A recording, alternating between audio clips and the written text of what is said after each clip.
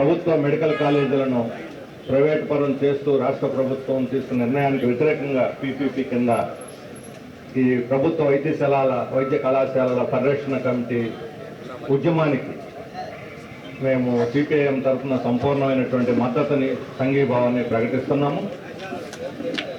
ఈ ఉద్యమం జయప్రదం అయ్యేంత వరకు దీన్ని కొనసాగించడానికి అవసరమైనటువంటి అన్ని రకాల మద్దతును కూడా మా పార్టీ అందిస్తుందని చెప్పి నేను ఈ సభాముఖంగా ప్రకటిస్తా ఉన్నాను.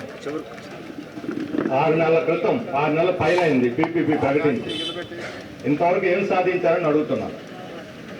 పీపీపీ కింద మీరు ఇప్పుడు 3 సార్లు బిడ్లు చేశారు, ఒక్కళ్ళన్నా వచ్చారా?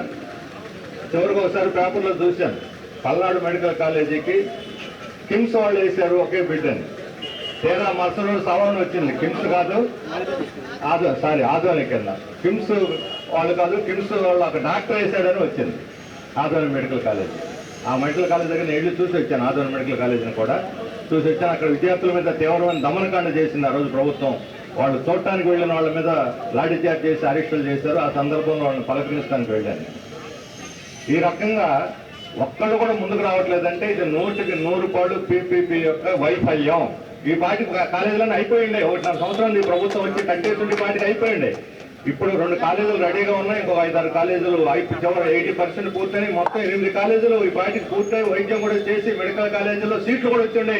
ఈ తెలుగుదేశం తీసుకున్నటువంటి ఒక పనికిమాలిన విధానం వల్ల మనం దాదాపు 700 సీట్లు మెడికల్ సీట్లు కోల్పోయాం ఈ సంవత్సరం.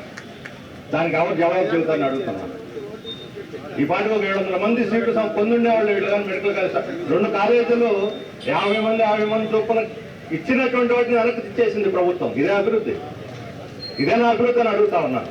ఎందుకంటే ఎలాంటి పరిమాణ విధానాలతోటి రాష్ట్రం అభివృద్ధి చెందదు. ఎందుకనంటే ఎందుకు రావట్లేదు ప్రైవేట్ వాళ్ళు? బోర్డు 2సార్లు కన్స్ట్రక్షన్ మీ ఇష్టం వచ్చిన పెట్టుకోండి, స్థలాలు మీ ఇష్టం వచ్చిన వాడుకోండి, నర్సింగ్ కాలేజీలో పెట్టుకోండి, లేకపోతే అక్కడ డెంటల్ పెట్టుకోండి, మీ ఇష్టం ఫుల్ లైసెన్స్ ఇచ్చినా ఎవరు రావట్లేదు. అంటే ఇప్పటికే కాలేజీలు ఎక్కువైపోయినాయి అనుకుంటున్నారు, లాభాలు సరిగ్గా రావనుకుంటున్నారు.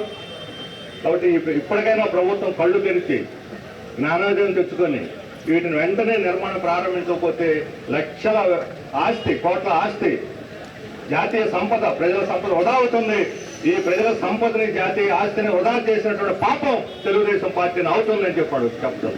అభివృద్ధి అంటే ఉన్న వాటిని మోగపడేసి వాటిని పడవ పెట్టేసి ఎవరు మీరు అభివృద్ధి చేసేది? ఎక్కడ అభివృద్ధి చేస్తారు?